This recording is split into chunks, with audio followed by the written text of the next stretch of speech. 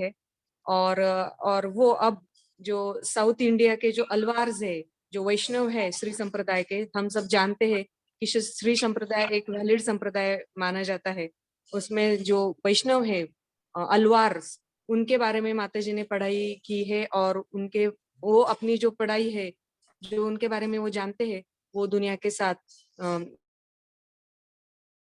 वो में इस्कॉन नासिक और गंगापुर रोड नासिक से की तरफ से ये दोनों माताजी और प्रभु जी का स्वागत करना चाहती हूँ अपने अंतर्राष्ट्रीय कृष्ण भावनामृत संघ के तरीके से 3 बार हरि बोल बोल के। हरि बोल, हरि बोल, हरि बोल। सो आई रिक्वेस्ट प्रभु जी एंड माताजी, प्लीज गाइड अस।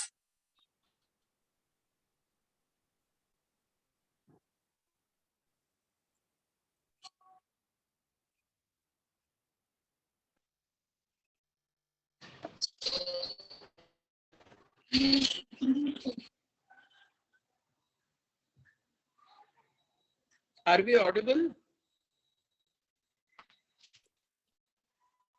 यस प्रभु जी।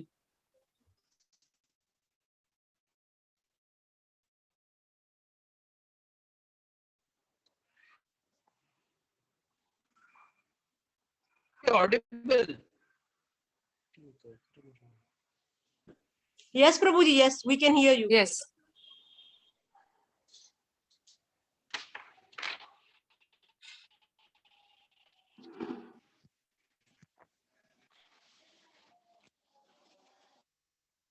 Yeah, thank you. So, okay, so today I think, I'm connecting from my mobile because there is nothing from my cell phone today. Okay तो हम क्या करेंगे, पहले थोड़ा सा रिवाइज करेंगे जो हमने किया। तो मैंने जो सेम पीपीटी हमने जो लास्ट टाइम यूज किया वही हम स्लाइड्स डाले हैं, और स्लाइड्स में बाद में शेयर भी कर दूंगा माता जी के साथ। तो हमने ये टॉपिक दिया था रेजिंग लास्ट टाइम, अगर आपको याद है तैत्रेय उपनिषद के जो श्लोक मैंने पढ़े थे, राइट, बारे में बताया हुआ है। अन्नमय, प्राणमय, मनोमय, विज्ञानमय और आनंदमय कोश। इसके बारे में हमने तैत्रेय उपनिषद से पढ़ा था, और लास्ट टाइम हमने सिर्फ अन्नमय और प्राणमय के ऊपर फोकस किया। तो आज हम बाकी 3 कोश के ऊपर बात करेंगे, मनोमय, विज्ञानमय और आनंदमय कोश। ठीक है, तो ये 3 कोश के बारे में आज हम चर्चा करेंगे। तो ये सब लास्ट टाइम हुआ था, मैंने 5 कोशों के बारे में पढ़ा, और हमने ये भी पढ़ा मनुस्मृति से कि किस प्रकार से धर्म जो है, धर्म एव हतोहन्ति धर्मो रक्षति रक्षितः।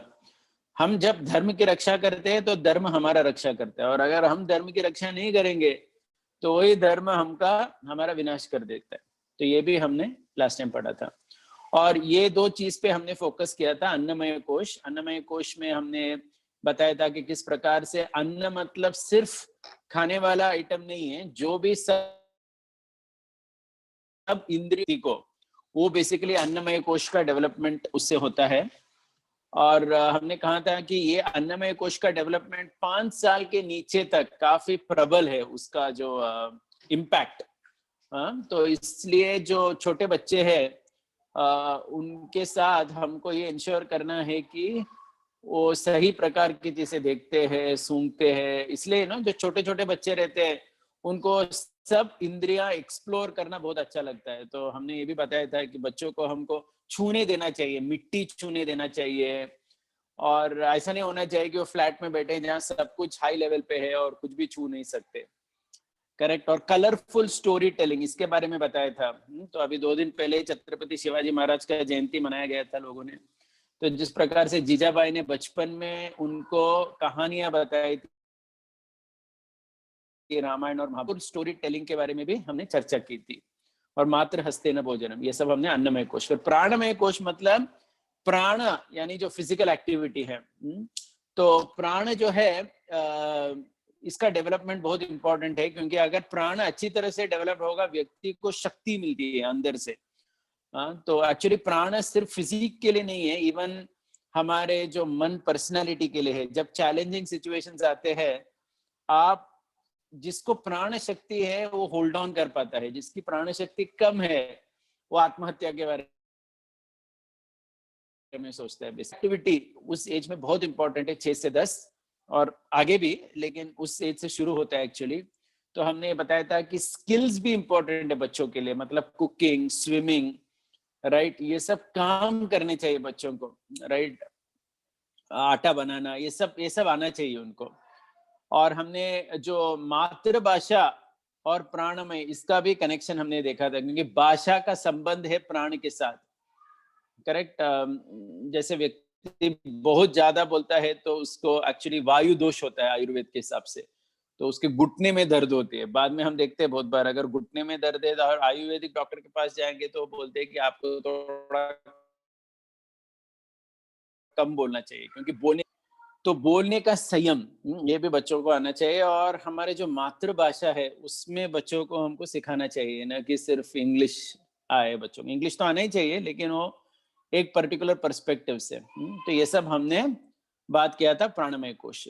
और ये भी हमने लास्ट टाइम चर्चा किया था कि जो 4 गोल है बच्चों को बड़ा कराने में, पहला गोल है उनको धार्मिक बनाना, सद्गुण सदाचार, क्योंकि अगर धर्म नहीं है तो फिर बाकी कुछ भी कुछ काम का नहीं है। दूसरा बलवान, शरीर माध्यम खलु धर्म सारम, शक्ति होनी चाहिए उनके देह में, इसलिए योगा, प्राणायाम, ये सब चीजें बच्चों को बचपन से सिखाना चाहिए, क्योंकि शक्ति होनी चाहिए उनमें। अगर शक्ति नहीं है तो फिर बहुत मुश्किल है कुछ भी करना। तीसरा कुशल था, मतलब हाथ के साथ कुछ करना आना चाहिए, इसलिए हमने बताया था कुकिंग हो, संगीत, म्यूजिकल इंस्ट्रूमेंट्स, कुछ तो ऐसा शायद नहीं होगा कि हर एक बच्चे को सब कुछ आएगा, लेकिन एटलीस्ट 2-3 एरियाज में उसको आने चाहिए। और कुकिंग, सबका थोड़ा बैकग्राउंड होना चाहिए, हर एक बच्चे को हाथ से काम करना आना चाहिए, कुशलता। और अगर ये तीनों है, धर्म, बल और कुशलता, तब विद्वत्ता का कोई मतलब है। क्योंकि विद्वान मतलब सिर्फ कोई किताबी व्यक्ति हो, मतलब सिर्फ किताब पढ़ के उसको नंबर अच्छी आती है एग्जाम में, तो उसका कोई ज्यादा वैल्यू नहीं है, हम देखते हैं, राइट। तो पहले 3 चीज रहना काफी इंपॉर्टेंट है। तो ये सब हमने लास्ट टाइम चर्चा किया, ठीक है। अभी हम आगे जाएंगे आज, राइट। तो आज जो है हम जो बाकी 3 कोश है, मनोमय, विज्ञानमय और आनंदमय, के बारे में बात करना चाहते हैं। तो पहला वापस हम एक ओवरव्यू दिखा रहे हैं इस स्लाइड में। तो जस्ट टू रिकैप, ये जो 5 कोश है इसको शीत बताया गया इंग्लिश में। शीत मतलब जैसे एक तलवार रहती है, तलवार एक शीत में रहती है ना, एक कवरिंग रहता है उसका, उस तलवार की कवरिंग को हम शीत कहते हैं इंग्लिश में। तो 5 कोशों को शीत के समान बताया गया है, मतलब these are covering our consciousness. अन्न, बॉडी, एनर्जी, मन, माइंड और रिलेशनशिप्स भी, वो सब मन में आता है एक्चुअली। विज्ञान मतलब इंटेलेक्ट, और आनंद में मतलब ब्लिस, जो आनंद है। तो उसको आनंद के लिए बाकी कोई शब्द नहीं है एक्चुअली, आनंद ही इंग्लिश में हम उसको ब्लिस कहते हैं, राइट। तो अगर आप देखेंगे तो हमारे शास्त्र में भी जो देवी देवता है उनका भी रोल इसके साथ जुड़ा हुआ था। जैसे अन्नमय कोश के लिए अगर आप देखोगे तो दुर्गा, क्योंकि दुर्गा देवी जो है वो बेसिकली ये पूरी जगत की देवी है वो। तो अन्नमय कोश का जो एक्सेस है जनरली वो दुर्गा माता के थ्रू होता है। प्राणमय कोश के लिए सूर्य उपासना, इसलिए सूर्य नमस्कार होता है, या जल प्रदान करते हैं सूर्य को। तो बच्चों को जल्दी उठना, मतलब सूर्योदय के पहले उठना, करेक्ट। और सूर्यास्त के बाद ज्यादा देर रात तक बैठे नहीं रहना। तो सूर्य के साथ जब आपका संबंध रहता है तो आपका प्राण भी अच्छा रहता है, आपका एनर्जी अच्छा रहता है। क्योंकि अगर आप देखोगे गणेश जी का जो पोजीशन है हमारे वैदिक स्क्रिप्चर्स में, वो बेसिकली गणपति मतलब लीडर ऑफ गणस, मतलब अधिपति है वो अलग अलग लोगों के, करेक्ट। तो इसलिए हम देखते हैं कि जो ये सार्वजनिक, मतलब जो भी गणेश फेस्टिवल इवन महाराष्ट्र में जब होता है ना, तो लोग सब एक साथ आ जाते हैं उसमें, क्योंकि किसी न किसी तरह से गणेश जी का पूजा और लोगों का एक साथ आना, संबंध अच्छी तरह से बनना और मन का विकास, ये सब कनेक्टेड है एक्चुअली। इसलिए गणेश जी का शंकर, लॉर्ड शिवा, क्योंकि अगर हम देखो कि लॉर्ड शिवा जो है हमेशा वो एक योगी है, वो एक मुद्रा में बैठे रहते हैं और हमेशा वेदांत और तत्वों के बारे में बात करते रहते हैं, और जो अहंकार के अधिपति है वो, तो बेसिकली इंटेलेक्ट, करेक्ट, ये शंभू के साथ और जो हमारे सभी अवतार भगवान कृष्ण स्वयं पूर्ण पुरुषोत्तम भगवान, इनका इनका मेन रोल आनंद है, क्योंकि अगर हम देखेंगे ये भी सही सही बात है एक्चुअली कि भगवान कृष्ण जो है वो सबसे ज्यादा आनंद प्रदान करते हैं अपने भक्तों को। तो इस प्रकार से अगर आप देखोगे जो हमारी वैदिक संस्कृति जो है इस तरह से इंटीग्रेटेड था। अगर आप व्यक्ति के बारे में बात करोगे तो जो पत्थर है, कुछ पत्थर को लिविंग स्टोन्स कहते हैं, इंग्लिश में भी लिविंग स्टोन्स ऐसा कहा जाता है उनको। तो पत्थरों में सिर्फ अन्नमय कोश है, लेकिन अगर आप पेड़ ये सब देखोगे, इसमें एक्चुअली प्राणमय भी है, अन्न और प्राण दोनों है, करेक्ट। जैसे हम बायोलॉजी में भी जानते हैं कुछ ऐसे पत्ते रहते हैं, टच मी नॉट, इनफैक्ट इसलिए भी कहा जाए छोटे छोटे प्लांट से उनके पत्तों को अननेसेसरीली निकालना नहीं चाहिए, क्योंकि उसमें उनकी प्राण शक्ति चली जाती है। तो बेसिकली पेड़ों में और ये पर्टिकुलर स्पीशीज में अन्नमय और प्राणमय दोनों रहते हैं। और अगर आप पशुओं में देखोगे, गाय हो, इवन कुत्ते, बिल्ली, बंदर, ये सब में कोई भी पशु पक्षी अगर आप देखोगे पशुओं में, उनमें अन्न प्राण और मनोमय का थोड़ा विकास होता है। तो इसलिए उनके साथ आप रिलेशनशिप्स बना सकते हो, करेक्ट।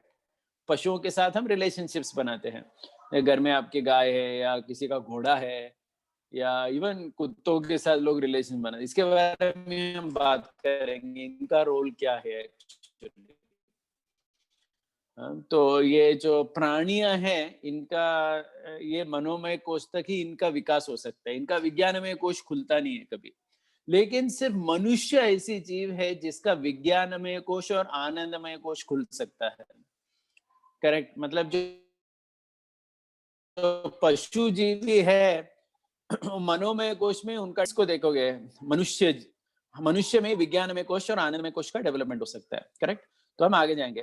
तो मनोमय कोश के अंदर जाने के पहले मैं एक बहुत ही इम्पोर्टेंट रिसर्च स्टडी भी बताना चाहता हूँ, क्योंकि हम बच्चों के बारे में बात करना चाहते हैं और आज माता जी ने हमको बताया था कि आज का फोकस ग्रुप है 8 to 16 ईयर्स। तो लास्ट टाइम हमने 3 to 8 के बारे में बताया था, तो आज हम 8 to 16 के बारे में फोकस करने वाले हैं। तो मैंने एक केस लिया एक्चुअली, तो ये एक्चुअली काफी सारा इस पे स्टडी हुआ है, टाइम मैगजीन, CNN, जो इवन अमेरिकन जर्नलिस्ट है, इन्होंने स्टडी किया है और उनके हिसाब से वही कहते हैं, हमने कह रहे वही कहते हैं कि 2/3 अमेरिकन पेरेंट्स को लगता है कि उनके बच्चे खराब हो गए। अमेरिकन को लगता है, हम नहीं बोल रहे, हम तो बोलेंगे शायद 100% ही खराब है, लेकिन उनके हिसाब से 2/3 को लगता है कि उनमें कोई डिसिप्लिन नहीं है, कुछ नहीं है बच्चों में। क्योंकि कल्चर ऐसा है कि बच्चों को बहुत स्वतंत्रता दी जाती है, बहुत स्वतंत्रता, हद से ज्यादा। ओके, तो हमारे एक रिश्तेदार थे, स्विट्जरलैंड में थे, वो कहते थे कि उनके जो पड़ोसी थे वो फ्रेंच व्यक्ति थे और उनका बच्चा कुछ 6-7 साल का था। वो जब भी स्कूल जाता था, इट सीम्स उसको पूछते थे उसके माता पिता, आपको आज क्या पहनना है, और वो कुछ कपड़े बोलता था, फिर पहना देते थे। फिर स्कूल जाने के टाइम वो बोलता था नहीं अभी मुझे ये नहीं चाहिए, दूसरा कपड़ा चाहिए, फिर उसको निकाल के दूसरा पहनाते थे तो हमेशा इट सीम्स वो बच्चा लेट ही जाता था स्कूल।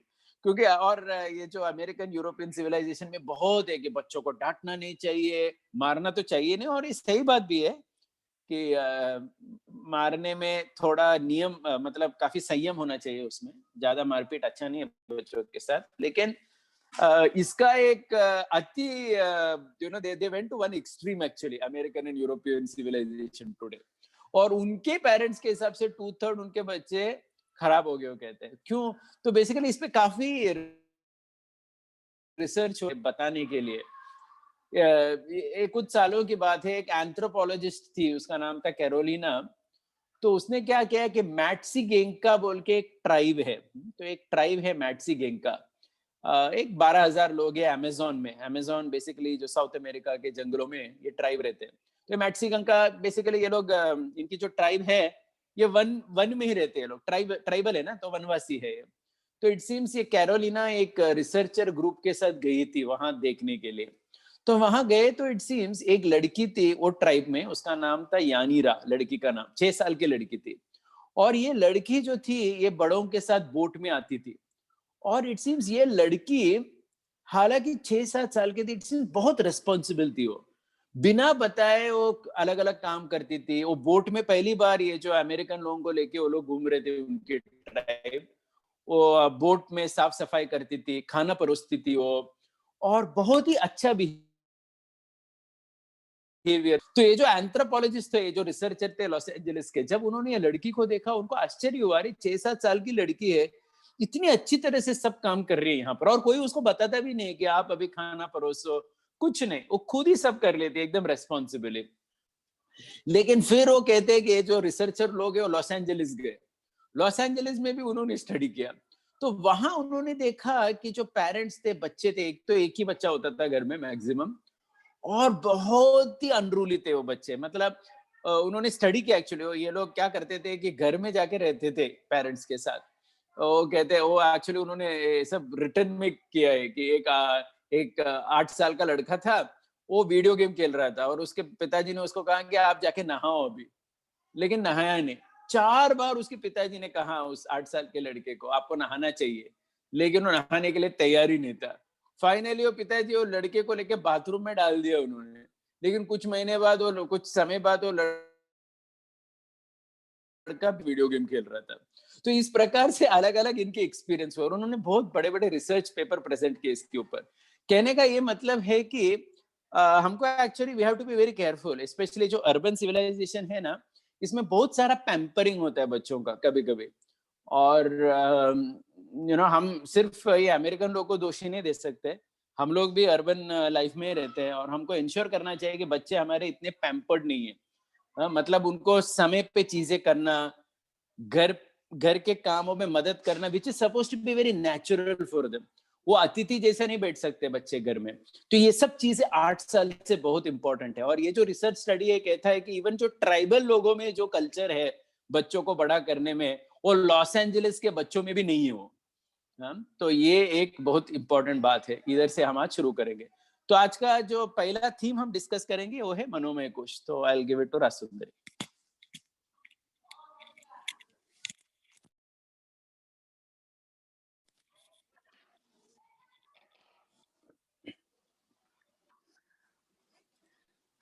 तो इस मनोमय कोश की स्लाइड में आप सबसे ऊपर एक तस्वीर देख सकते हो, बहुत पुराने जमाने की तस्वीर है, ब्लैक एंड व्हाइट में। तो ये जो पूना में और मुझे लगता है कि महाराष्ट्र में बहुत जगह इनकी सोने और चांदी की दुकान है। Pune Gadgil and sons, PNG बोल के प्रसिद्ध हैं। उनकी बहुत पुरानी उनके परिवार की ये तस्वीर है। ये वाड़ा में रहते थे। हाँ, तो 100 साल पहले की तस्वीर है, और है इसमें हम देख सकते हैं। तो अभी भी पूना में ऐसे जो वाड़ा अभी भी मौजूद हैं काफ़ी जगह। मुझे लगता है कि नासिक में भी होंगे, और हो सकता है कि आप लोगों में से कई लोग ऐसे वाड़ा से कनेक्टेड होंगे, या आपके कोई पूर्वज वाड़ा में रहे होंगे। तो ये वाड़ा सिस्टम हमारे लिए बहुत नया नहीं है। ये कुछ लोगों ने अनुभव भी किया है, या देखा तो होगा या सुना होगा। तो ये वाड़ा सिस्टम में कैसे था कि पूरा परिवार, यानी दादा दादी, उनके यदि 3-4 बेटे हैं तो वो सब, वो दादाजी के भाई, उनके बच्चे और उनकी बहुएं, पोते पोती, सब लोग एक साथ उस वाड़ा में रहते थे। और सब लोग एक साथ रहते थे, तो ऑलमोस्ट लिटरली 30-35 लोग भी एक वाड़ा में रहते थे। अभी भी हमारे एक भक्त हैं, अभी उनकी शादी के बाद तो वो वाड़ा में नहीं है, लेकिन मैं उसके घर गई हूँ पूना में ही। 35 लोग एक घर में रहते थे, खेड़ेकर वाड़ा। तो वहाँ पर मतलब देखा गया कि सारे सबके रोल्स वहाँ पे डिस्ट्रीब्यूट होते थे कि कौन क्या करेगा, सब बहुएं क्या करेंगी, वो क्या फाइनेंशियल डिसीजंस कैसे लेते थे। और ऐसा नहीं था कि या ये मेरी बहन, वो मेरे चाचा की बेटी, इसीलिए वो कजिन, नहीं, ऐसा नहीं था। जो हेड ऑफ द फैमिली थे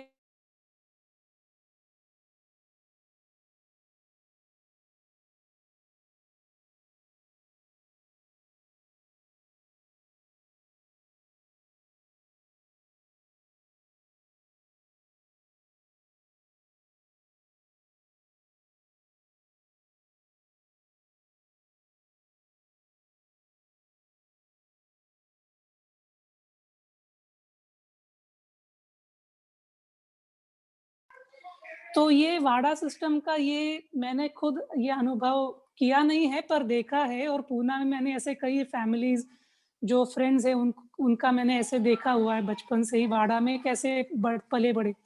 तो ये इधर इसलिए रखा गया है मनोमय कोश में इस ये उदाहरण, क्योंकि जब इतने लोग एकत्र रहते हैं कुटुंब में, तो उनका मनोमय कोश अपने आप ही नेचुरली ही बहुत अच्छे से उसकी प्रगति होती है।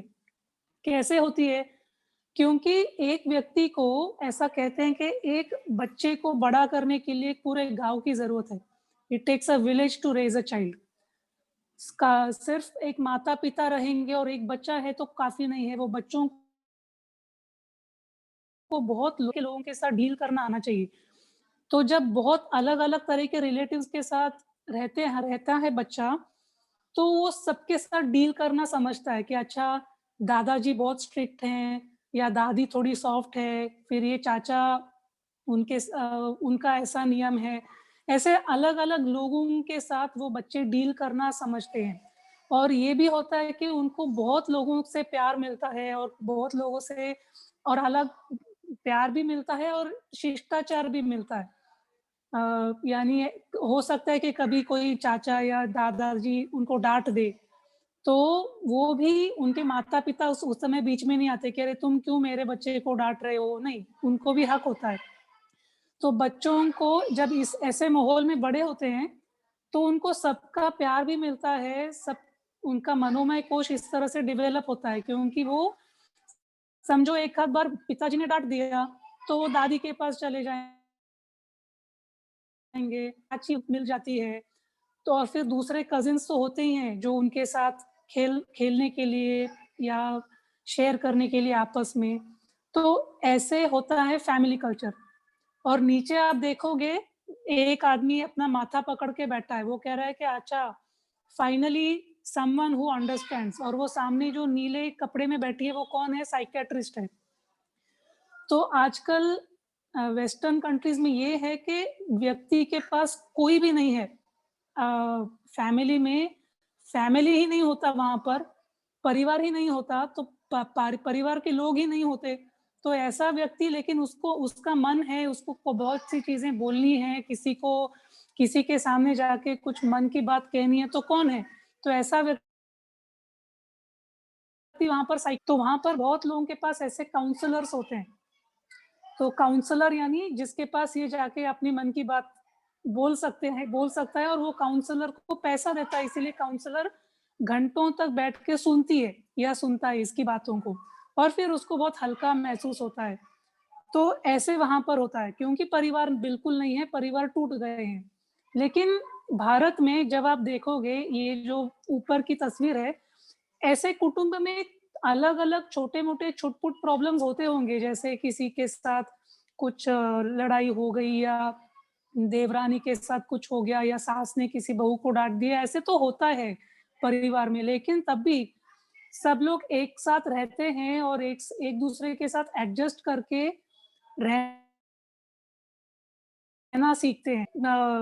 एक नहीं तो इतने बड़े परिवार में दूसरा कोई मिल ही जाता है, और वो लोग इसमें रिलेशनशिप को ठीक करना भी सुधारना भी सीख लेते हैं, रिलेशनशिप मेंटेन करना भी सीख लेते हैं। ऐसे बहुत कुछ सीखते हैं। अभी आपको लगेगा कि ये एक तो बहुत 100 साल पुराना तस्वीर है, वो मॉडल आज अडॉप्ट नहीं कर सकते क्योंकि कितने लोग वाड़ा में रह सकते हैं। और नीचे वाला जो है साइकियाट्रिस्ट के पास जाना, ये तो बहुत ज़्यादा मॉडर्न उदाहरण है। हमें ये भी नहीं चाहिए। तो बीच में क्या है? हमारे लिए बीच का रास्ता क्या है? तो क्या करना चाहिए कि जो हमारे रिलेशंस हैं, यानी बच्चे के लिए सिर्फ माता-पिता ही नहीं, लेकिन जो दूसरे लोग होंगे, आपके बच्चे के अत्या है, काका, मामा-मामी, मौसी, काका, और ऐसे जो अलग-अलग हमारे एक्सटेंडेड फैमिली रिलेशंस हैं, उनको बनाए रखना बहुत ज़रूरी है। हम लोग जब छोटे थे, आप सभी लोग का अनुभव होगा कि हम सब लोग एक-दूसरे के घर जाते थे, कभी मौसी के घर, कभी चाचा के घर, इसके घर, उसके घर, कभी-कभी त्योहार में सब लोग एक साथ किसी के घर में मिलते थे। और ये तो बहुत कॉमन था कि दिवाली, ऐसे बड़े त्योहारों में सबके घर में जो जो बनता है वो सब लोग आपस में डब्बे पैक करके एक दूसरे को देते थे। तो इसमें भी मनोमय कोश का ही डेवलपमेंट होता है, क्योंकि लोग एक साथ आते हैं, मिलते हैं, बातें करते हैं, बच्चे एक साथ खेलते हैं उस समय कजिन्स। तो इस तरह तो ये सब बातें क्यों हैं कि ये किसी को बधाई देना, किसी के घर में डोहाळ जेवण है तो उसको उसके घर में जाना, ये सब किस लिए होता है? ताकि मनोमय कोश की पूर्ति के लिए, ताकि आप एक साथ आओ, मन खोल के बात करो एक-दूसरे के साथ, उनकी खुशियाँ बाँटो, किसी को कुछ और हेल्प की ज़रूरत है तो उस समय उस तरह की हेल्प कर दो। तो ये सब अपना जो कल्चर है फेस्टिवल्स का, एक साथ फैमिली एक साथ आके मनाना, इसका उद्देश्य ही है मनोमय कोश का डेवलपमेंट। तो यदि अभी आजकल यदि लोगों को लगे कि नहीं इसमें बहुत टाइम वेस्ट होता है, बस हम 2 और हमारा एक शहर के बाहर चले जाएँगे और अपनी दिवाली हम खुद अपने परिवार के साथ मनाएँगे। तो हो सकता है कि बहुत मज़ा आएगा, लेकिन बच्चे का मनोमय कोश की वृद्धि नहीं होगी उसमें। तो इसके लिए ऐसी अरेंजमेंट अपने यहाँ पे नेचुरली ऐसा कल्चर है भारत में कि आप अ, अभी वाड़ा सिस्टम नहीं है, पूरा कुटुंब एक साथ नहीं रहता, तो भी हमें ऐसा कोई मार्ग ढूँढना चाहिए कि हम बच्चों को दूसरे रिलेटिव्स के साथ उनका संबंध बनाने में मदद करें। कभी साल में मामा के घर चले गए या दादा-दादी के साथ थोड़े रह लिया, नाना-नानी के पास गए या मौसी को घर में बुला लिया। तो बच्चों को उनके साथ मिल-जुल के रहना, उनके बच्चों के साथ खेलना, ये उनके लिए उनके मानसिक वृद्धि के लिए बहुत ज़रूरी है। तो ये हर एक को अपने-अपने सिचुएशन में देखना चाहिए कि इसका डेवलपमेंट आप कैसे कर सकोगे। तो और दूसरी स्लाइड आप नीचे देखोगे तो ये है राणा प्रताप और उनका घोड़ा। तो ये क्यों दिखाया है के साथ ऐसे ऐतिहासिक और पौराणिक कथाएँ आप बताओगे उनको, तो उसमें भी उनके मनोमय कोश का विकास होता है। क्योंकि जैसे शिवाजी महाराज की कथाएँ हैं, कहानियाँ हैं, राणा प्रताप, तो ये जो ऐतिहासिक कहानियाँ हैं, इसको जब बच्चे सुनते हैं, तो वो खुद सुनते-सुनते वो खुद अपने आप को उस रोल में महसूस करते हैं। उन लोगों ने जो महसूस किया होगा उस समय, शिवाजी ने कैसे वो कोई किला कॉन्क्वर किया होगा या कैसे वो उस मिठाई के डब्बे में बैठ के कैसे छुप के वहाँ से निकल गए दिल्ली से। ये जब वो कहानियाँ सुनते हैं तो वो उस फीलिंग का अनुभव करते हैं कि उस समय उन्होंने कैसे किया होगा।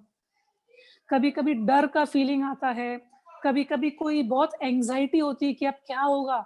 ये युद्ध जीतने वाले हैं कि नहीं जीतने वाले? तो इसमें क्या इस कहानी में क्या होने वाला है आगे? तो इस तरह से उनको एंग्ज़ायटी होती है। खुद को उस रोल में जाके अ, उस ऐतिहासिक कथा को अनुभव करने लगते हैं। ऐसा करने से उनका मनोमय कोश का विकास होता है।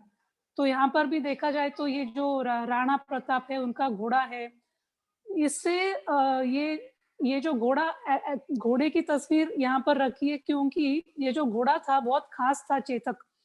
तो बच्चों को ये कहानी बहुत पसंद है कि कैसे चेतक घोड़े ने राणा प्रताप क के जीवन को बचाया था दुश्मनों से।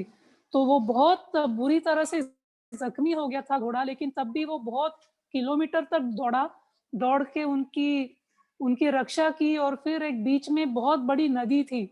उस नदी को उसने एक छलांग लगाकर उस पूरी नदी को उसने पार कर दिया और बाद में बहुत उसकी दशा बहुत ही खराब हो गई और बहुत ज़ख्मी भी था वो घोड़ा।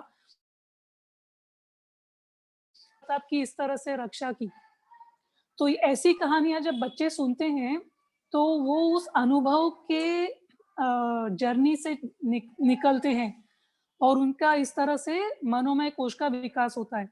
और भी कुछ चीज़ें बताई हैं हमारे शास्त्रों में जैसे बच्चों को क्या-क्या करना चाहिए। जैसे ये संगीत है, संगीत का शिक्षण इस उम्र में वो उनके लिए बहुत उपयोगी आता है। उनको बहुत अंदर तक यानी ये उन जैसे बहुत इंटरनल लेवल्स में उनको लेके जाता है। ये एक ध्यान के जैसे है संगीत। तो यदि कोई और नहीं मिले बात करने के लिए, तब भी वो खुद संगीत के माध्यम से अपने आप को एंटरटेन कर सकते हैं।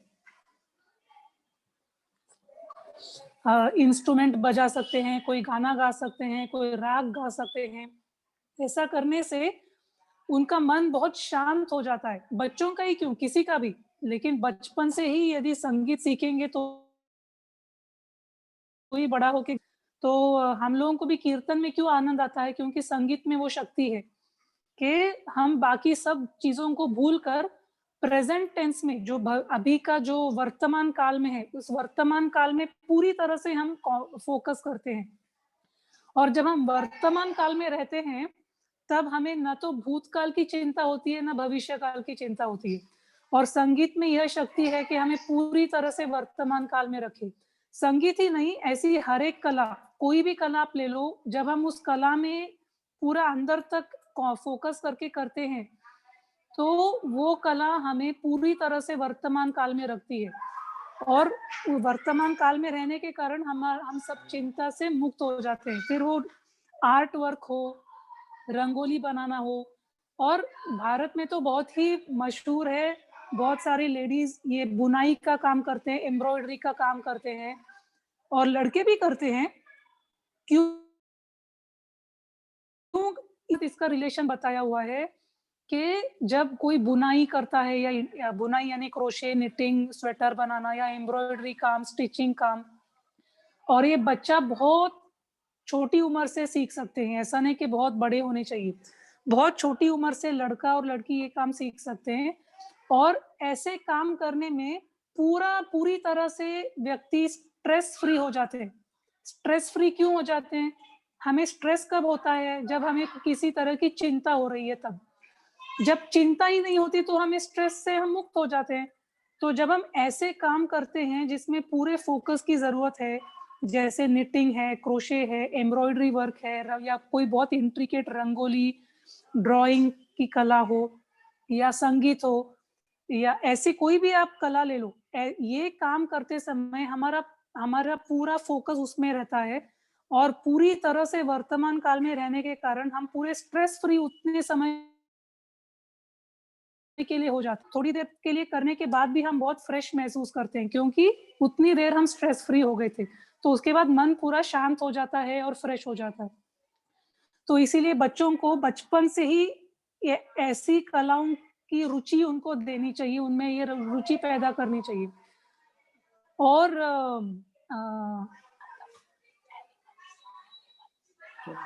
और हमारे शास्त्रों में एक और बहुत इंटरेस्टिंग बात बताई है, मनोमय कोश के साथ जो जुड़ी हुई है। जैसे हमने ये जॉइंट फैमिली की बात चर्चा की, तो यहाँ पे तो सिर्फ लोगों के साथ, परिवार के लोगों के साथ में संबंध कैसे बनाते हैं, और झगड़ा होता है तो उस झगड़े को हम कैसे रिपेयर करें और एडजस्ट करके आगे जा सकते हैं, वो सब हम सीखते हैं। बच्चों की भी कजिन्स के साथ उनका भी झगड़ा होता है, लेकिन फिर कैसे उस झगड़े को निपटा के आगे कैसे जाते हैं, वो सीखते हैं। ये हो गया मनुष्यों के साथ। लेकिन हमारे शास्त्रों में तो उसे एक तरह से जानवरों के साथ और पक्षियों के साथ, मछलियों के साथ भी डील करना आना चाहिए। इसीलिए आप लोग भी जानते होंगे कि हमारे शास्त्रों में बताया गया है कि जब भोजन पकता है और भोजन को हम भगवान को अर्पण करते हैं, नैवेद्य चढ़ाते हैं, उसके बाद उसको कुछ पार्ट्स में डिवाइड करते हैं। उसका एक हिस्सा होता है गाय के लिए, फिर एक रोटी होती है कुत्ते के लिए, और उसके बाद ही ऑफ कोर्स अतिथि के लिए तो होता ही है, लेकिन अतिथि नहीं आए तो घर के लोग खाते हैं। तो जो हमारे घर में रोज बनता है उसमें इतने लोगों के लिए कौवे का भी शेयर होता है उसमें। कौवे का जो चावल या रोटी बनता है वो। और मैंने खुद देखा है, जो बहुत लोग आज भी इसका फॉलो करते हैं, और जो कौवे हैं उनको यदि एक टाइम पे रोज ऐसे आदत लगा दी जाए कि इस समय समझो सुबह किसी का टाइम है 11 बजे, तो 11 बजे कोई चावल रख देता है अपनी बालकनी में या टेरेस में जहाँ पर भी, और वहां पे कौवे आने लगते हैं। तो आप ये देखोगे, ये मैंने खुद अपनी आंखों से देखा है, एक घर में तब तक कोई नहीं था और अचानक 11 बजे 10 कौवे आ गए। और काव काव कर रहे। तो मैंने पूछा ये क्या हो गया अचानक, अभी तक तो कोई कौवा नहीं था, क्यों ये कौवे आ रहे हैं यहाँ पर? फिर देखा कि वो गृहिणी हाँ चावल एक थाली में लेकर आई और उसने वहां पे चावल डाला और सारे कौवे ने एक साथ खाया। और ये तो उन्होंने कहा कि ये सालों से चल रहा है कि 11 बजे वो कौवों के लिए खाना रखती है और वो यानी सिर्फ चावल, और वो कौवे 11 बजे वहां पे आते ही हैं खाने के लिए। और वो कभी 10 बजे नहीं आते और 11 के बाद भी नहीं आते। तो इतना शिष्टाचार है। तो इसमें दोनों की भी डिसिप्लिन हो जाती है। वो कौवे आते हैं और इनकी भी एक आदत हो जाती है कि 11 बजे ये काम मुझे करना है। वैसे हमारी जो सोसाइटी है इसमें भी मैंने देखा है, एक फैमिली है मारवाड़ी फैमिली, वो लोग हर रोज 6 बजे कौवे को रोटी रखते हैं। 6-7 रोटी बनाते हैं जो कौवे की रोटी। और वो जब लड़का छोटा लड़का उनका आप बिलीव नहीं करोगे, वो लिटरली कौवे को रखता है और उसके हाथ से ही लिटरली वो कौवे लेके चले जाते हैं रोटी के टुकड़े। तो ये मैंने देखा कि ये बच्चों ने भी सीख लिया, उनके जो परिवार, उनका जॉइंट फैमिली है, उनके 3 बच्चे हैं घर में, वो बच्चों ने भी ये डिसिप्लिन में आ गया है कि 6 बजे हमको खेल छोड़ के आना है क्योंकि कौवे की रोटी रखनी है। और कौवे भी उस समय आके उनसे रोटी लेते हैं। तो ये भी दृश्य देखने में बहुत मजेदार था। तो ये तो बच्चे सीखते हैं। कुत्ते की रोटी भी होती है, शास्त्रों में कुत्ते का हिस्सा होता है। अब ये नहीं है कि कुत्ते को आप घर में रख के, सोफा में रख के उसको अपने उसके साथ में एक साथ उसके अपनी प्लेट से उसको खाना खिलाए। सबकी जगह बताइए। कुत्ता बाहर रहता है, कौवा बाहर रहता है, उनका खाना बाहर उनको मिलेगा। और गाय का अलग। तो बच्चे इस तरह से बर्ड्स के साथ डील करना सीखते हैं, कुत्तों के साथ डील करना सीखते हैं, गाय के साथ। तो ये यदि हम बच्चों को बोले कि अरे कुत्ते के पास मत जा, काट देगा, अरे गाय के पास मत जा, वो मार देगा, बिल्ली नोच लेगी, तो बच्चों में ये हम फियर बचपन से डाल देंगे तो वो बड़ा होके भी ये जो जानवरों से हमेशा डरेगा, वो काट देगा, अरे गाय मार देगी, नहीं वो कुछ मुझे नोच लेगा। लेकिन वो डरेगा, भागेगा, पर वो कभी उनके साथ डील करना नहीं सीखेगा। लेकिन ऐसा बोला है कि हमने देखा था वो कोशों की, जब हमने चर्चा की कि ये एनिमल्स जो हैं, उनमें भी ये मनोमय कोश होता है। और वो लोग ह्यूमंस के साथ डील करना समझते हैं। इसीलिए हम यदि बचपन से ही बच्चे यदि उनके साथ डील करना किस लिमिट्स में, एक हद में डील करना सीखें, तो उसमें भी उनके मनोमय कोश का विकास होता है। तो ये जो आजकल मनोमय कोश का विकास न होने के कारण ये जो हम देखते हैं समाज में इतनी विकृति होती है, सब तरह का जो वायलेंस है, रेप या मारपीट, अलग अलग तरह के जैसे हम टेररिज्म या सब कुछ जो देखते हैं छोटे से बड़े स्तर तक, ये इसीलिए होता है विकास हुआ ही नहीं। ये लोगों ने संसार में न तो जानवरों के साथ, पक्षियों के साथ, न तो परिवार के लोगों के साथ, किसी के साथ भी डील करना सीखा नहीं, और या तो उनको मौका ही नहीं मिला। कुत्ते बिल्ली क्या, हम जब हम बाड़ा गए थे, हमने देखा कि वहाँ के जो भक्त हैं वो लोग मछलियों के साथ भी डील करते हैं। वहां पर एक समय पर, वहां पर जो यमुना नदी बनाई है, वहां पर एक समय पे वो लोग मछली को खाना डालते हैं और बराबर उस समय वो सारी मछलियां उसी पॉइंट पे आके तैरने के लिए। तो अब लोग इस तरह से डील कर जानवरों के, नेबर्स के साथ, और फिर सोसाइटी के साथ, फिर नेशन के साथ, तभी उनका मनोमय कोश का विकास पूरी तरह से, यानी कोई जो उनका गलत कार्य नहीं करेगा बड़ा होके।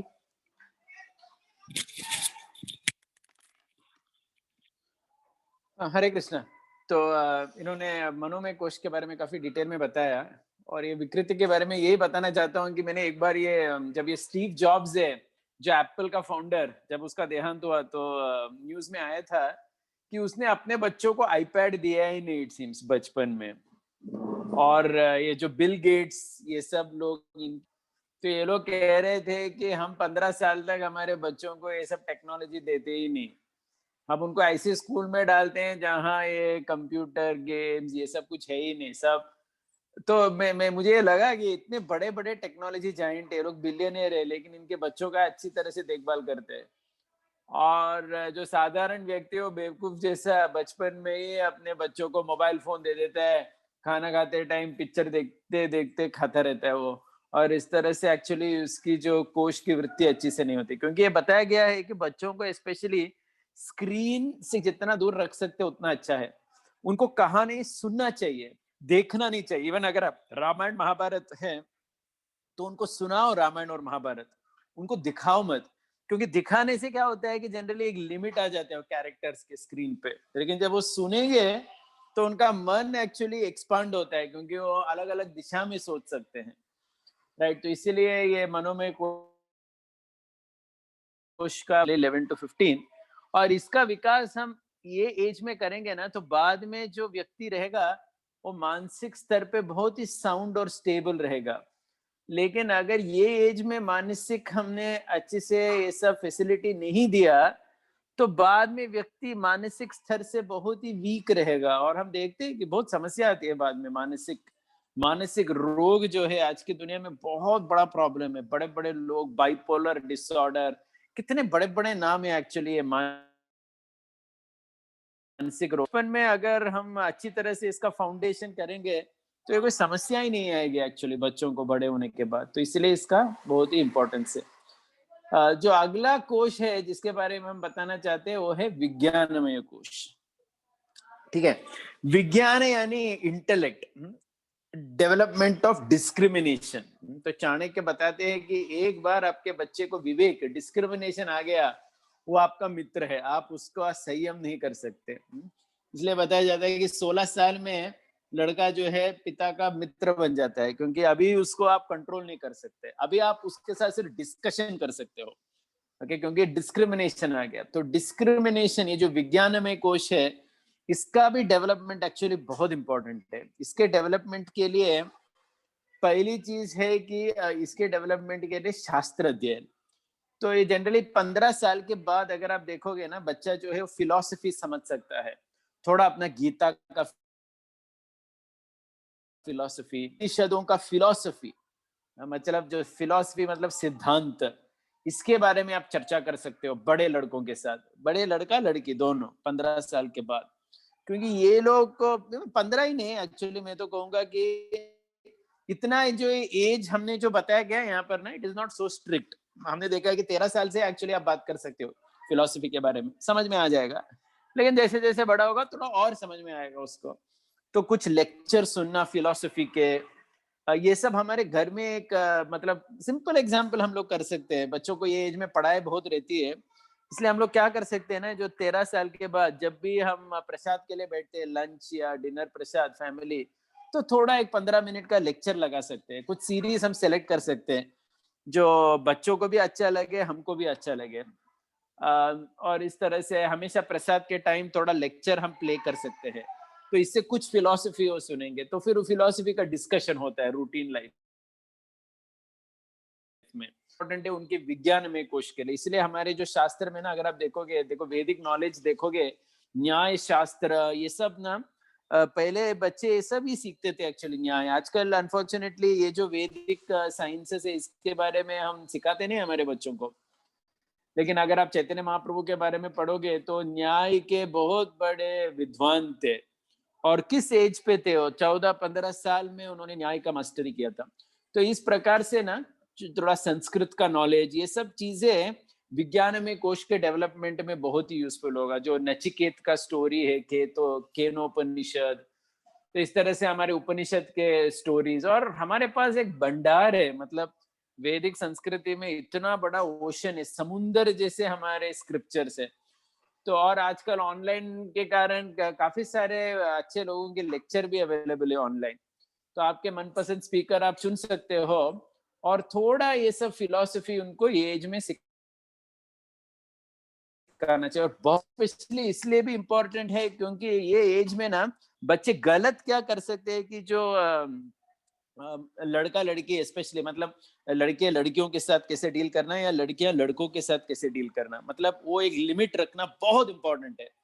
आप मतलब विश्वास नहीं करोगे कि आजकल के जो अर्बन सिविलाइजेशन में कितना ये लूज मिंगलिंग जो होता है ना लड़का लड़कियों में, इसके कारण उनका पूरा चरित्र खराब हो जाता है एक्चुअली कॉलेज में।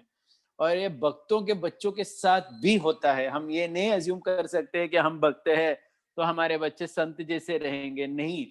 वो कॉलेज एक बार जाने लगेंगे, अगर उनका डिस्क्रिमिनेशन नहीं है, अगर उनका विवेक जागृत नहीं हुआ है, तो गलत अनैतिक संबंध बनाना उनके लिए बहुत ही आसान हो जाता है और उसका दुष्परिणाम उनको जीवन भर भुगतना पड़ता है। तो इसीलिए ये एज में ये सही चीज करना और गलत चीज से प्रोटेक्शन करना। तो बेसिकली आज हमने दो चीज पे बात किया, किस प्रकार से सही चीज करना। सही चीज मतलब संगीत हो, पारिवारिक संबंध हो, पशु पक्षियों के साथ संबंध हो, इवन पुस्तक पढ़ना, ये सब मनोमय कोश में हमने देखा था।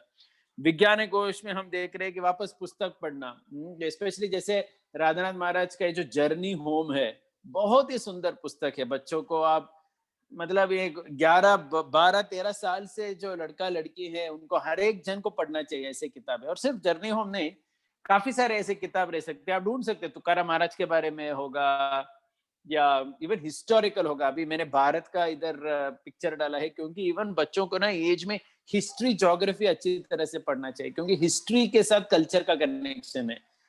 फॉर एग्जाम्पल कोई महाराष्ट्रियन है तो उसको पता होना चाहिए शिवाजी महाराज कौन थे ये सब लोग। किसी का आजकल किसी का सरनेम खिलेदार रहता है, लेकिन उसको कुछ भी उसके सरनेम के बारे में मालूम नहीं रहता है कि उसके जो एंसेस्टर्स थे किस प्रकार से उन्होंने लड़ाई की थी। तो ये सब चीज एक्चुअली ना विज्ञानमय कोश के साथ कनेक्टेड है। तो इवन जो एकेडमिक्स है इसमें हमको काफी हमारे बच्चों को इसमें एक टेस्ट देना चाहिए। तो बेसिकली अगर ये सब चीजें हम सही से करेंगे ना, बाद में बच्चा कुछ गलत करे और उसके साथ पश्चाताप होना, फिर काउंसलिंग करना, ये सब जरूरत नहीं है। इसीलिए हमको ये सब चीजें सही समय पे करना चाहिए। और ये फाइनल कोश है आनंदमय कोश।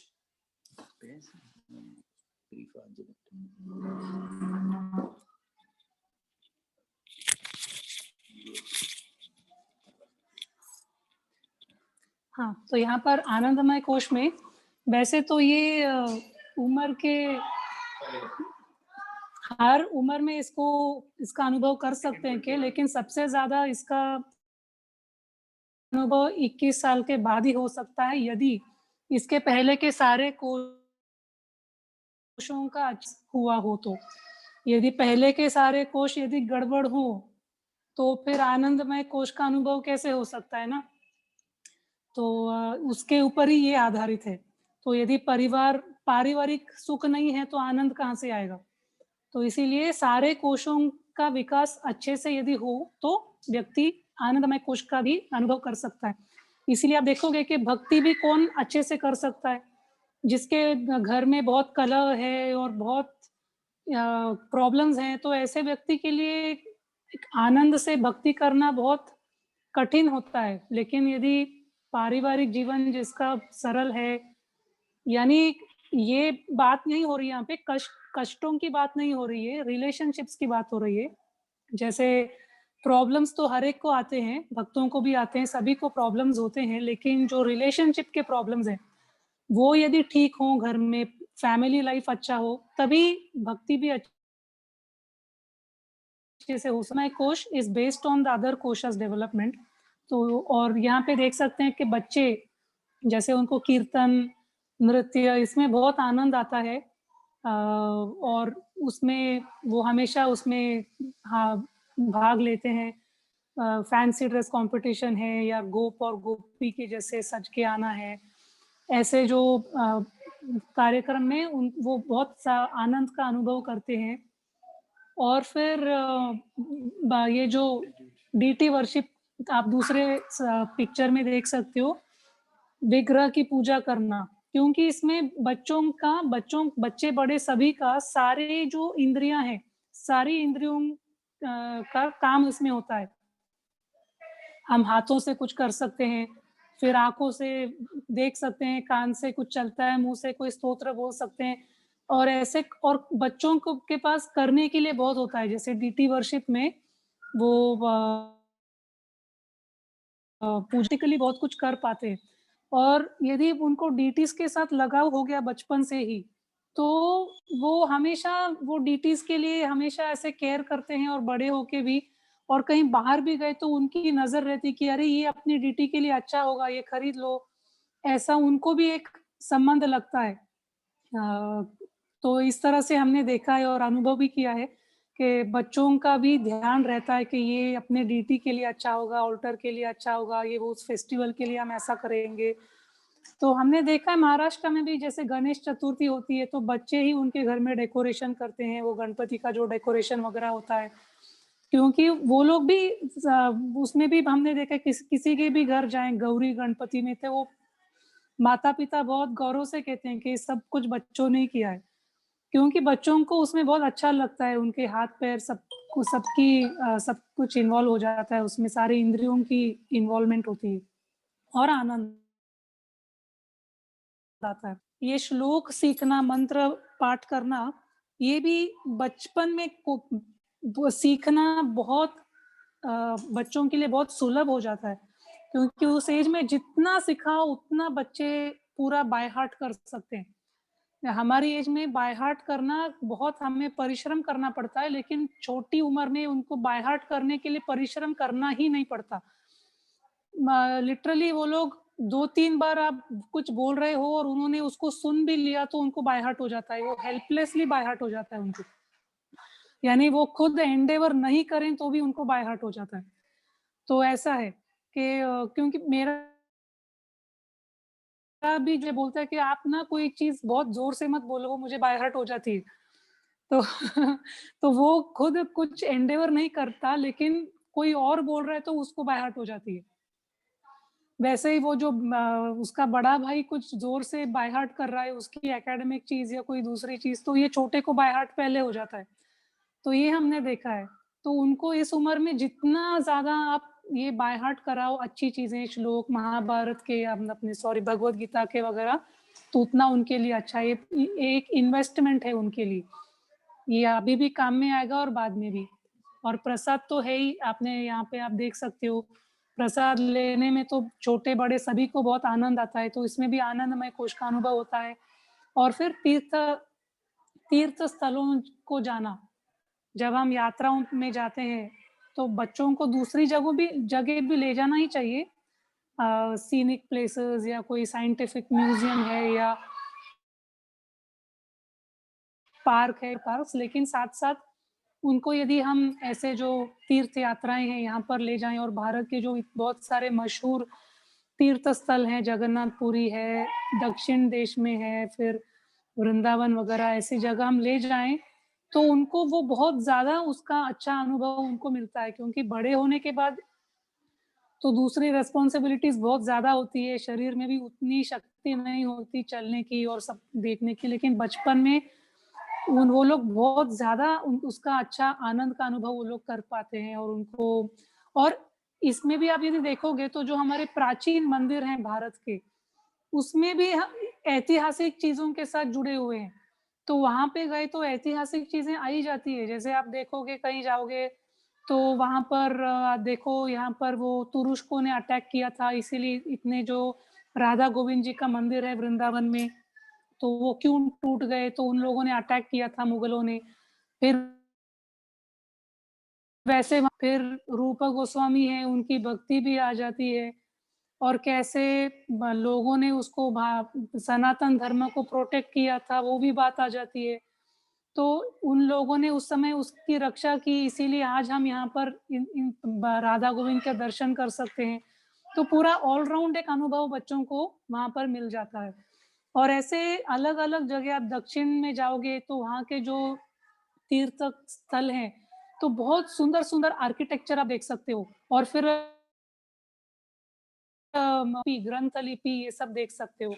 तो उस आर्किटेक्चर में जैसे पल्लव स्टाइल आर्किटेक्चर है, फिर ऐसे अलग-अलग जो चोला आर्किटेक्चर है, तो उस समय के जो अलग अलग एरा में अलग अलग राजा थे, उस समय जो राजा थे उन्होंने जैसा मंदिर बनाया या रेनोवेट किया, तो उस स्टाइल का आर्किटेक्चर वहाँ पर अभी भी मौजूद होता है, तो इतिहास भी आ जाता है। तो इस तरह का एक ऑलराउंड एक्सपीरियंस हम बच्चों को ऐसे तीर्थ स्थलों पे जाके दे सकते हैं।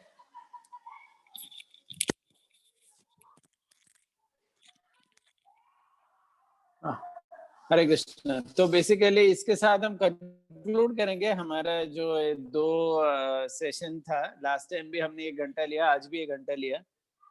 तो आई होप इसका कुछ लाभ हुआ सबको।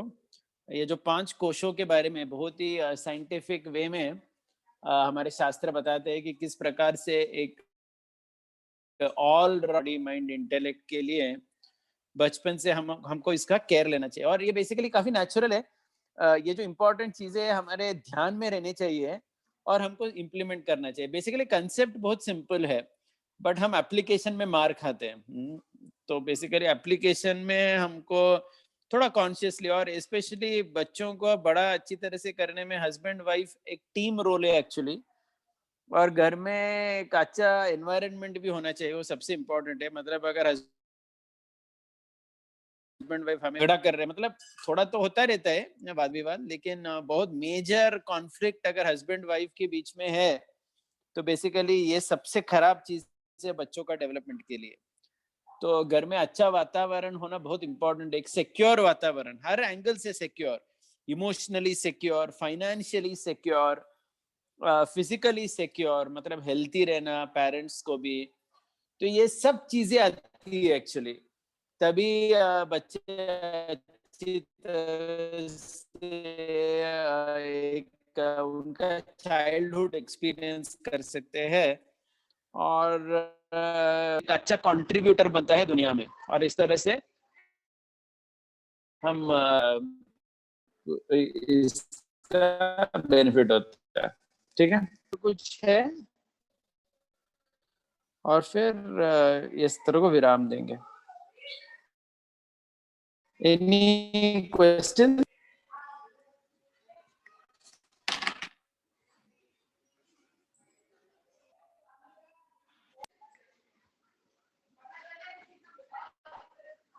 हरे कृष्णा।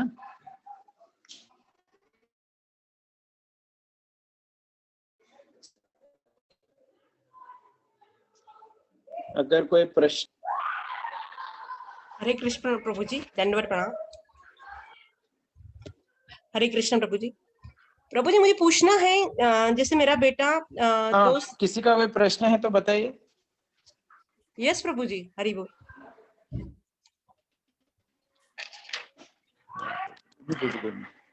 हरे कृष्णा। हाँ हरि बोल, बताइए। हाँ प्रभु जी, मेरा बेटा एक्चुअली ना अभी ही इज 10 years old। तो बिफोर 3 साल पहले से ना, मतलब उसका इंटरेस्ट बहुत था, श्लोका सीखना है, ये करना है। पर उसका अभी मैं उसको बोलती हूँ ना कि स्पिरिचुअल कुछ वर्क करना है, हमको मेडिटेशन करना है, तो ही मतलब निग्लेक्ट करता है। तो सर प्रभु जी इसमें कैसे हैंडल करना चाहिए? जैसे जैसे बड़े होते हैं ना, उनका इंटरेस्ट कम होता जाता है ऐसे, तो इस चीज को कैसे कायम करना चाहिए? एज क्या है माता जी, एज क्या है आपने बताया? प्रभु जी अभी 10 years है रनिंग। इवन पहले 2-3 बड़े साल हो रहे हैं ना, उनके इंटरेस्ट भी थोड़े, मैं समझ गया पॉइंट, उनके इंटरेस्ट भी ना थोड़े चेंज होते हैं। तो we have to be very conscious उनका इंटरेस्ट कहाँ पर है अभी, और हमको उनको भक्ति उस स्टाइल में देना चाहिए। मतलब कहने का मतलब है कि शायद बहुत छोटे में श्लोक बायहार्ट करने में उनको इंटरेस्ट रहा होगा, और श्लोक बायहार्ट करने में भी ना एक एनवायरनमेंट है। मतलब अगर ऐसे बच्चों का कोई छोटा सा कंपटीशन है, परफॉर्मेंस है, जहाँ पर कुछ लोग बोलेंगे तो उनको उत्साह आता है कुछ कहने में, वो पहली बात है। दूसरी तो मतलब चिल्ड्रन ना माता जी, they need a place to perform also. मतलब उनको लगना चाहिए कि मैंने कुछ सीखा, तो कहीं वो रहे और कहीं पर वो बोल ही नहीं पाता तो फिर अलग चीज है। और ऐसे श्लोक भी हमको सिखाना चाहिए जो उनके लिए बहुत ही प्रैक्टिकल है। मतलब जैसे फॉर एग्जांपल हमारे यहाँ पूना में ना काफी सारे भक्त अपने बच्चों को राम रक्षक स्तोत्र है ना, महाराष्ट्र में सब पढ़ाते अपने बच्चों को, सिखाते। नहीं तो विष्णु सहस्त्रनाम सिखाते हैं। ऐसे कुछ चीज सिखाओ जो दैनिक जीवन में रेगुलरली बोल सके, पहली बात।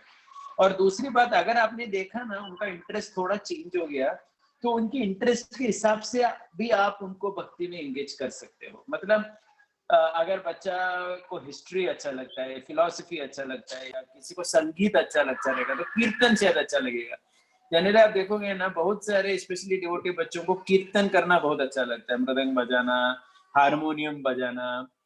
तो I think we have to be very sensitive towards their changing मतलब नीड्स। मतलब ये जो बचपन का एज है ना 15 तक, वो कंटिन्यूअसली चेंज होते रहते हैं, तो उनके चेंजिंग नीड्स और इंटरेस्ट प्रेजेंट करना है। कभी कोई स्टैटिक नहीं रह सकता कि भाई यही है भक्ति, ऐसा आप नहीं डिफाइन कर सकते। वो 21 साल के बाद वो डिसाइड करेंगे उनको किस प्रकार से भक्ति करना है, लेकिन तब तक आपको उनका, you have to be sensitive to their changing needs and give them. You want to say something? Thank you प्रभु जी, हरि बोल। हरि बोल। और किसी का कोई प्रश्न?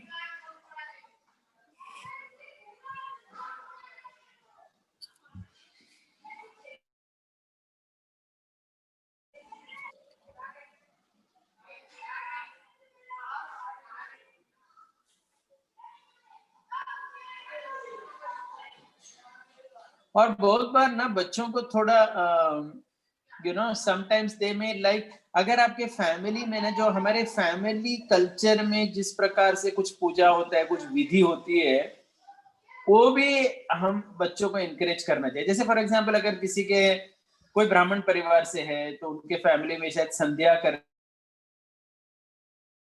का, बच्चों को संध्या करना सिखा सकते हो। आप समझ ना, अगर लड़का है घर में तो उसका थ्रेड सेरेमनी करके वो संध्या कर सकता है, क्योंकि उसमें वैरायटी है, उसका अच्छा लगता है। कुछ फैमिलीज में, स्पेशली गुजराती फैमिलीज में मैंने देखा है कि लड़कियों को ना थोड़ा उपवास का एक ट्रेडिशन रहता है, कि 4 दिन का उपवास रहता है, 5 दिन का रहता है। तो ऐसा हमारा जो फैमिली कल्चर में जो जिस प्रकार से भक्ति करते हैं ना हम, उसका भी हमारे बच्चों को अच्छी तरह से कनेक्शन होना चाहिए, that because that is sometimes very easy for them to take, और उसमें वैरायटी है, उनको अच्छा भी लगेगा और वो करेंगे भी।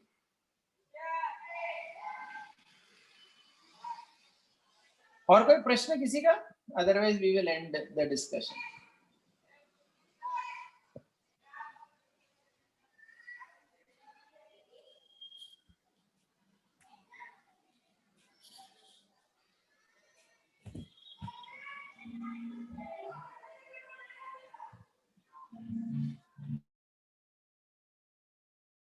There are no questions, so we can end, Mataji. Okay. Okay. Is there Shanti Iyer Mataji is there? Shanti Iyer Mataji. Please unmute your Mataji, please unmute yourself. Shanti Iyer Mataji. Host, please unmute her. Roma Panjwani Mataji, please unmute Shanti Iyer Mataji. She's unmuted, Mataji. Shanti Mataji, but we can't hear her. No, she's not unmuted. She's muted only. That Shanti Iyer Mataji is muted. हाँ, Hare Krishna. हाँ, Roma Mataji. हाँ, yes, Am I Mataji, audible? yes. Hare Krishna. Yes, now, Yes, now you're you are audible. audible. Yeah. Okay. Thank you Prabhuji and Mataji for guiding us for both the sessions. आज हमने आपसे बहुत कुछ सीखा है, specially ये मनोमय कोश, विज्ञानमय कोश और आनंदमय कोश को 8 to 16 इयर्स के बच्चों के एज ग्रुप में स्टेप बाय स्टेप लेके जाना है, और डेवलपमेंट कैसी देनी है, ऑलराउंड डेवलपमेंट, स्पेशली जो पंचकोश का विकास बच्चों को राइट फ्रॉम बिगिनिंग देनी चाहिए।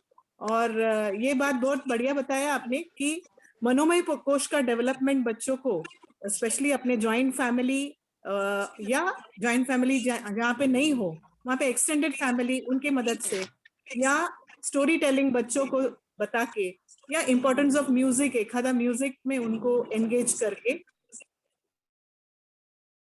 ज्ञान में कोश इंटेलिजेंट या डिस्क्रिमिनेशन जो बहुत जरूरी है 16 साल के 20 साल के एज ग्रुप में चिल्ड्रन को फिलॉसफी की ज्ञान देके या जॉइंटली उनको बिठा के हम सुनवा सकते हैं। जो डेफिनेटली बच्चों को बहुत पॉजिटिव एनवायरनमेंट आगे जाके बहुत पॉजिटिव एनवायरनमेंट और पंचकोश का बहुत अच्छा एक्सप्लेनेशन प्रभु जी आपने बताया, माता जी आपने भी।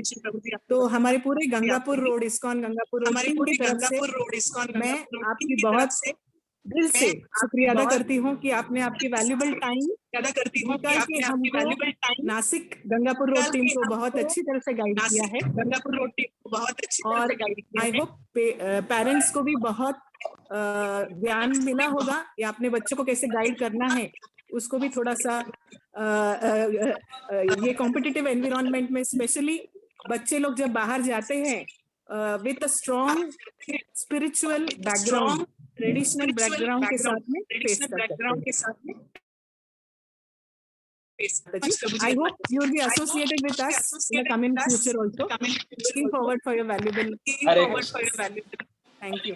Hari bol. शांति हरे अय्यर कृष्णा। माताजी, शांति अय्यर माताजी, शांति अय्यर माताजी, आप तमिल में भी उनको एक सेंटेंस बोल सकते हो।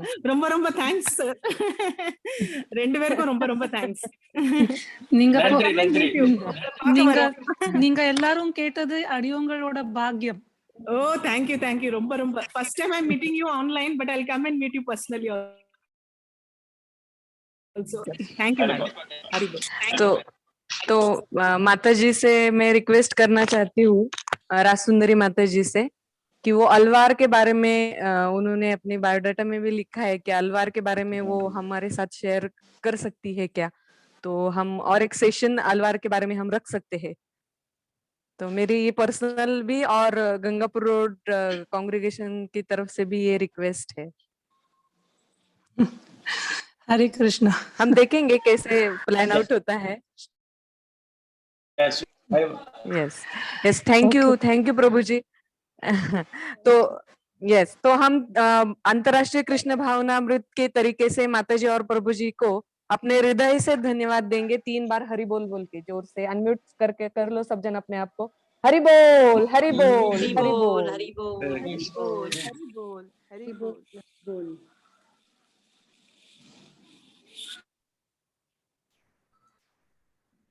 चलो, थैंक यू माता जी।